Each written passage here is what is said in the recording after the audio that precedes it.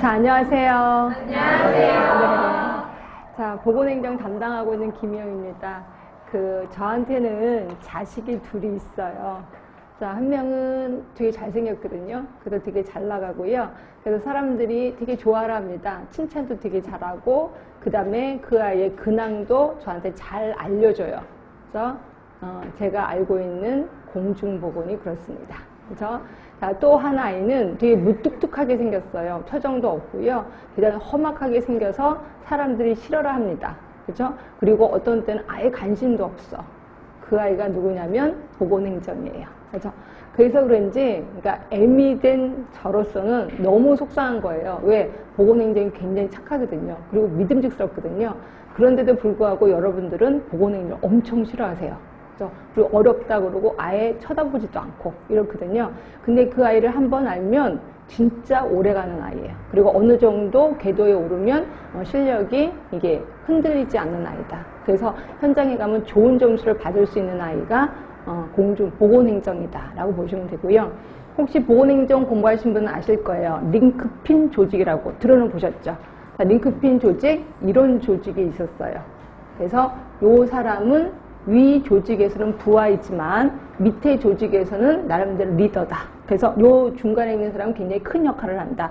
아래 조직하고 위 조직을 연결시켜주는 사람. 이걸 우리 링크핀 조직이라고 하고 있거든요. 이걸 살짝만 눕혀놓을게요. 그럼 이런 식으로 되는 거죠. 자, 이겁니다. 자, 여기는 보건이라는 쪽이 있고요. 여기는 행정이라는 쪽이 있습니다. 요 두 개를 연결하는 게 보건행정. 결국 우리 하는 일이라고 보시면 돼요. 결국 우리는 보건행정 공부하려면 보건도 알아야 되고 일반 행정도 알아야 돼요. 그렇죠?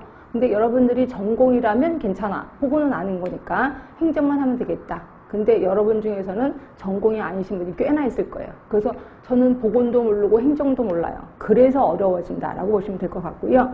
자, 그러다 보니까 보건 쪽에서 볼 때는 보건행정은 얼굴도 못생기고 무뚝뚝하고 재미도 없어. 그러나 일반 행정하는 애들이 보면은 보건행정체 왜 저래? 실력도 없고 어디서 행정한다고 저러는 거야? 라고 무시를 당하기 쉬운 게 요 보건행정. 그렇죠? 그렇지만 굉장히 중요한 역할을 합니다. 보건과 행정을 연결시키는 다리 같은 역할을 하는 거거든요.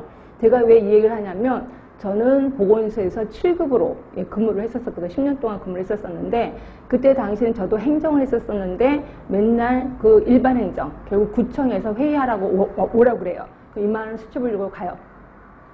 일반 행정하는 애들은요, 말도 안 되게 어려운 단어를 씁니다. 근데 그게 일부러 쓰려고 하는 게 아니라 일상생활화된 거예요. 그러다 보니까 회의를 할 때 맨날 어려운 말만 해요.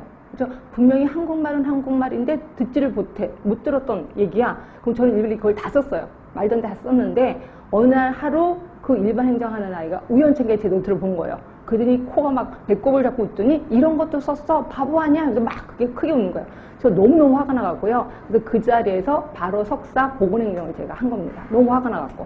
그래서 보건행정을 하게 됐고 지금까지 이 자리에 왔게 됐다라고 보시면 돼. 그러니까 여러분들도 나중에 보건소에 근무하시면 굉장히 자존심 상한 일이 좀 많을 겁니다. 그래서 제가 이것 때문에 보건행정 끈을 놓지 말아라고 하는 게 이런 사실이고요.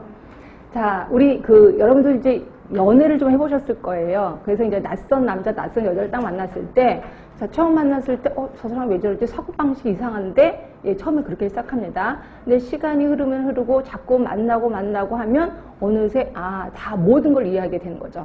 네, 결국 처음 만났을 때 반복이라는 거를 통해서 그 사람을 알게 돼.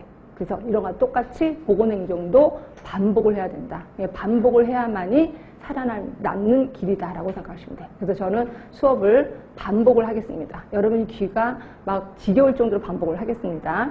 자, 일단 제가 하루에 3강을 해요. 3강을 하는데 한 번 1시간 하고 10분 쉬고 1시간 하고 10분을 쉴 겁니다. 1시간 하고 끝날 때쯤에 자, 우리 책에 보시면 50쪽이 있을 거예요. 50쪽에 자, 새 책이 돼서 예전 책 갖고 계신 분은 좀 안 맞을 수 있는데 얼추 맞을 것 같아요. 55쪽이네.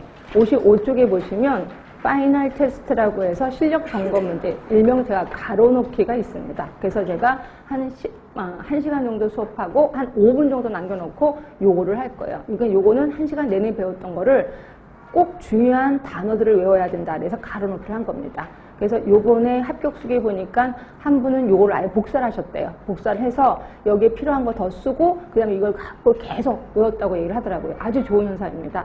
그분은 시험장까지도 갖고 가신 것 같아요. 그러니까 이렇게 해서 어려운 단어를 중점적으로 외우실 수밖에 없습니다. 그래서 이거 좀 많이 활용하시고요.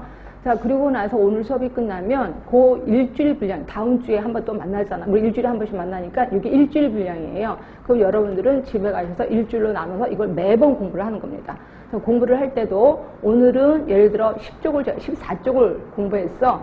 그럼 오늘은 2쪽씩, 일주일이면 이거 뭐 14쪽이 되는구나. 그 오늘 2쪽, 내일 2쪽. 이게 아니라, 자, 오늘은 2쪽 들어갑니다. 내일은 처음부터 다시. 그래서 4쪽.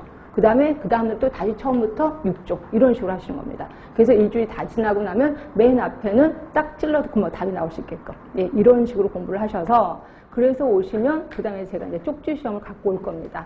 오늘은 유의물이 없습니다. 그런데 다음 주부터는 쪽지 시험을 갖고 올 거고요. 거기에 이제 20문제 정도 있을 거고 제가 요번에는 낯선 단어를 아예 가르치기 위해서 또 집어넣을 겁니다. 그래서 여러분들은